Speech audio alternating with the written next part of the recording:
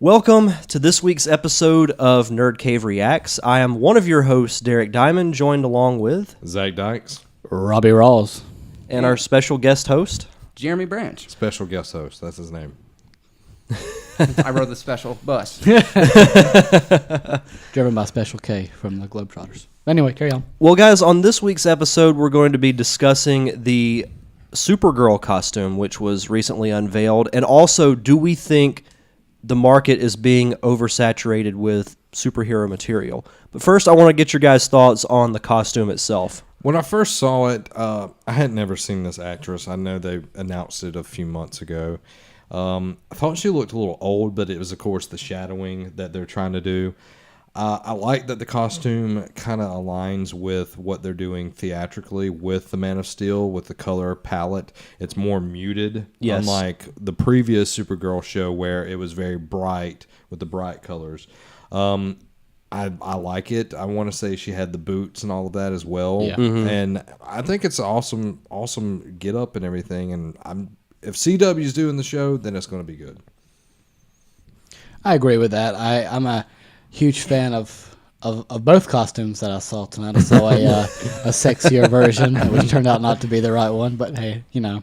Robbie Anyway. saved it to his phone. It's now his new background. I do like how they are staying intact with the Man of Steel, like you said. The color scheme is the same, which is going to be very important building the character and everything. And at this point, I'm as a Marvel fan, I could say CW is doing no wrong with DC TV shows. I think it's going to be great, and I can't wait for it. And her costume looks amazing. I'm ready for it. Oh man, I got a couple things to touch on real quick. I definitely see the Snyder influence in the universe, or in her interpretation of it. Nice. That mic is crazy. You got the limp pop filter. So you drop the color just a little bit to give it the gritty, more Nolan-esque look. But honestly, how do you fuck up a costume like Supergirl? It's a skirt and it's got the logo on it. So yeah, well, look at pretty Wonder much good Woman. to go.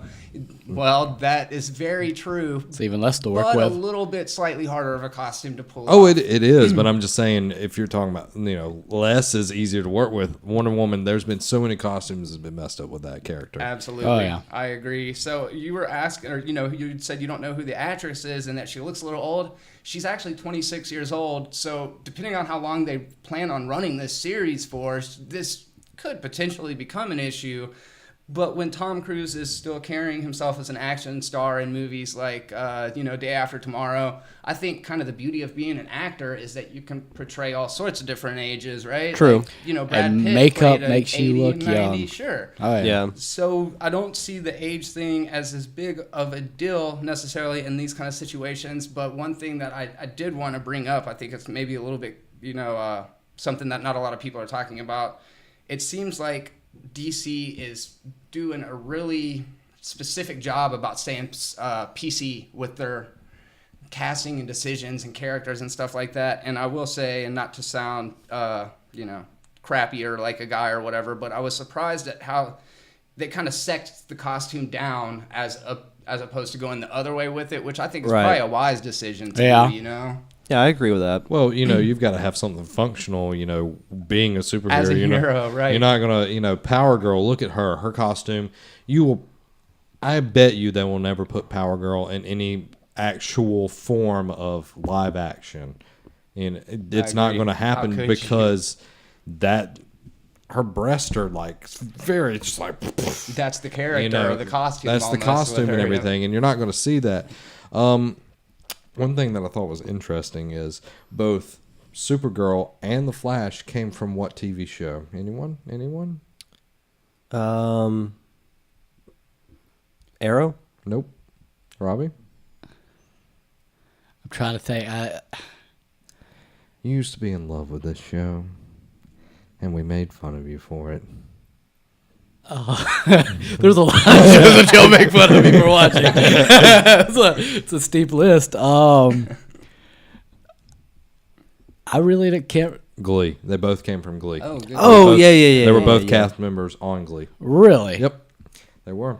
Now, I didn't get far into Glee, so Oh, two seasons in. 2 seasons. you were pretty into that show, Robbie. 2 I'm not gonna seasons. lie. As far as I got. That's more than you needed to. Don't Glee shame the man. I watched all the videos on YouTube afterwards. Though I didn't have to watch all the stuff in between the musical numbers. Derek, what was your thoughts on the costume? I like it. I mean, like you guys have said, it's accurate to what they're doing with Man of Steel. And one thing I like about what they're doing with the show is they're involving some of the lesser known characters in the Superman universe. Like I believe Jimmy Olsen's going to be in it. Cat Grant's going to be in it. So I think if they do that, it'll be a nice little compliment to the movies, which will have, the Lois Lane, the Perry White, the iconic Superman characters. That way everyone gets screen time. Yeah, because if you put Supergirl into a Superman movie, she would hardly get any screen time. Yeah. You wouldn't get her backstory. You wouldn't get her motivations. This is a way to develop that character. And as we've stated before, the universes are not connected, so they have more time to build on that character. To the next point, oversaturation of the market. There are tons of things, movies, video games that hit saturation point. You've seen it with... You've seen it with Metal Gear. You've seen it with Gears of War. Gears of War hit the saturation point pretty quickly, and then you got Judgment Day or whatever it was, and you definitely didn't want that. One thing that Nintendo does very well with, and we fault them a lot for it, is they hold out their products for a longer time. You very rarely get a Smash Brothers product every 10 years. Every cycle, you pretty much get a Smash Brothers. Yeah. So Nintendo does that well. But do you think superhero movies are moving towards that point? Because we have several Marvel movies, we have the slate of DC movies, and now we have all of these TV shows cropping up. You have Arrow, you have Flash, you have Gotham, you have iZombie, now you have Supergirl, then you have Agent Carter, and you have Agents of S.H.I.E.L.D. That's 7 right That's there. just TV shows. That's not to mention all the movies. Not the movies or the animated stuff. Yeah.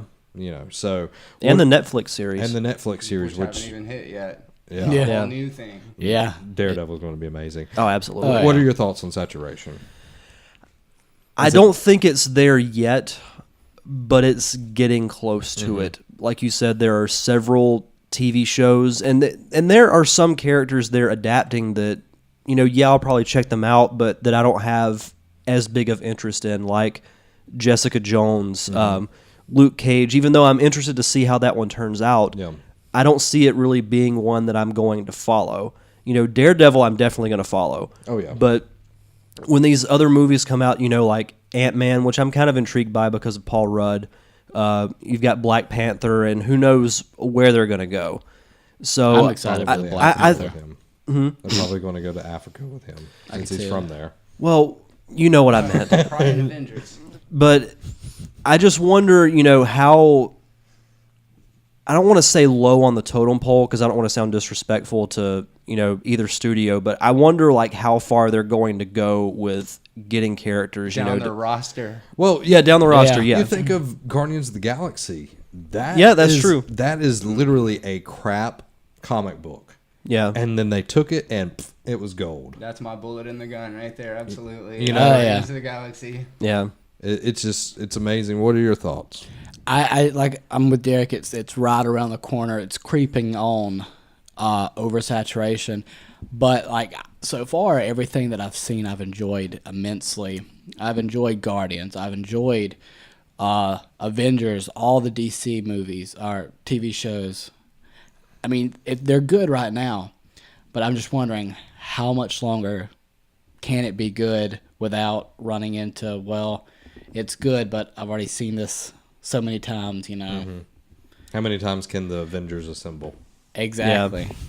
Before Thor's arms I get think to. the crowd will dictate, how many times the Avengers assemble, essentially. And as far as we have a choice of what we watch. You don't have to watch every one. You can. Yeah. And the fact that I might be more of a Marvel fanboy where other people may be more of a DC fanboy. The point is there's probably going to always be something for everybody. I think that if it gets to the point that it's oversaturated, the ticket numbers, the ticket sales won't lie. They'll realize real quick, hey, if we're not making money off of this movie anymore, then maybe we should kind of switch over the format. But I do think that Marvel's done a good job about kind of keeping their superheroes on the big screen.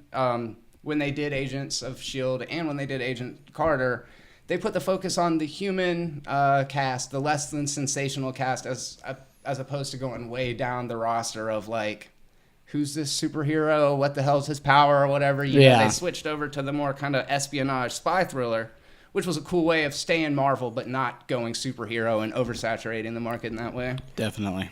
Yeah, my thought is we've seen the Western. The Western was huge for a long time. There was Western after Western, and then it got to a point where there were so many that nobody cared anymore. And we're going to get to that point soon because there's so much being pushed. But one thing that I do think that's different about comic book movies, comic books have been around, and every week there's a new one that comes out. And there are still people that go out every week and they'll go buy them. That's the thing for the comic book industry and the comic book movie industry that is going to be going for them. I think at some eventual point, the ticket sales will go down, but I think it'll still stay strong for the next 10, 15 years. And see what Marvel and DC are doing is they're finding ways to keep it fresh and new, like giving new aspects of the superhero showing sides that we haven't, actually seen of these heroes, which is something really cool that I like to see is stuff that I don't know about them that's popping up.